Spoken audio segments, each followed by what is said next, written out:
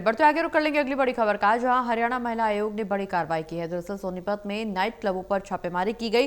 रेणु भाटिया ने खुद टीम के साथ रेड की लीड की है। 6 घंटे तक सर्च ऑपरेशन चला। नशे की शिकायतों के बाद यह एक्शन लिया गया।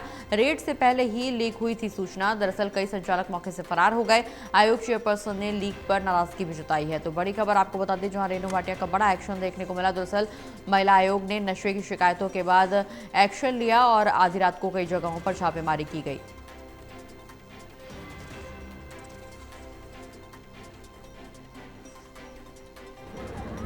एक शिकायत मिली थी किसी तरह की, जो मैं अभी नहीं बताना चाहूँगी। उस शिकायत के तहत हमने ये रैंडम छापा कहें या चेक कहें, ये किया साधारण कपड़ों में। परंतु मुझे अफसोस है कि बच्चों के भविष्य का सवाल देखते हुए हमने इस चीज़ को किया था। परंतु मेरे आने से पहले डिजोर, सुमोस, ये सारे इनके म्यूज़िक और ये बंद थे।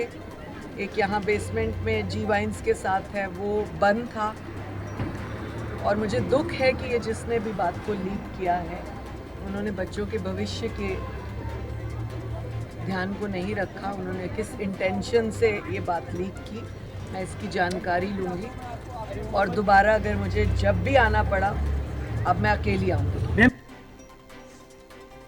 तो सोनीपत में नाइट क्लबों पर छापेमारी की गई। महिला आयोग की तरफ से ये बड़ी छापेमारी, हालांकि छापेमारी से पहले ही सूचना लीक हुई, लेकिन 6 घंटे तक ऑपरेशन चला और इस दौरान रेणु भाटिया ने जानकारी लीक होने के मामले में नाराजगी भी जताई है। ज्यादा जानकारी के लिए हमारे साथ सहयोगी कविता जुड़े हुए हैं। कविता, सोनीपत से बड़ी खबर, जहां महिला आयोग की टीम ने छापेमारी की और इस दौरान हालांकि उनके वहां पहुंचने से पहले, नाइट क्लबों में पहुंचने से पहले ये इन्फॉर्मेशन लीक हुई, लेकिन 6 घंटे तक ऑपरेशन चला। क्या कुछ ये पूरा मामला और क्या कुछ निकल करके इसमें सामने आया छापेमारी के बाद?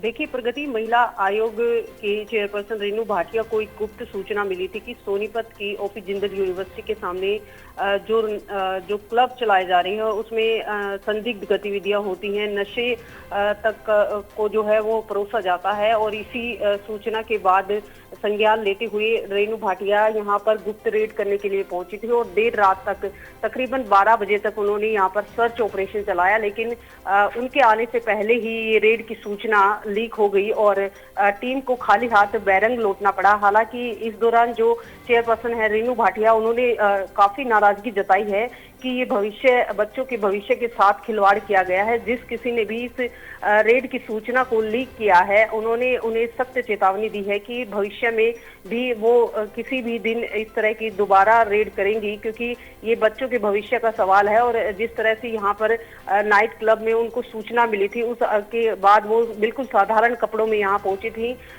इसमें रेणु भाटिया द्वारा ये सवाल भी खड़ा किया गया, आखिर किस व्यक्ति ने इस रेड की सूचना को लीक किया। ये अपने आप में एक बड़ा सवाल है, क्योंकि पूरी तैयारी के साथ यहाँ पर चेयरपर्सन पहुंची थी और उसके बावजूद टीम को जिस तरह से बैरंग लौटना पड़ा, क्योंकि उनके आने से पहले जो नाइट क्लब संचालक थे वो अपने क्लबों को बंद करके फरार हो गए। और यही वजह है कि जो टीम है वो यहाँ पर छापेमारी नहीं कर पाई। जी चलिए, बहुत बहुत शुक्रिया कविता, ये तमाम जानकारी दर्शकों तक पहुंचाने के लिए।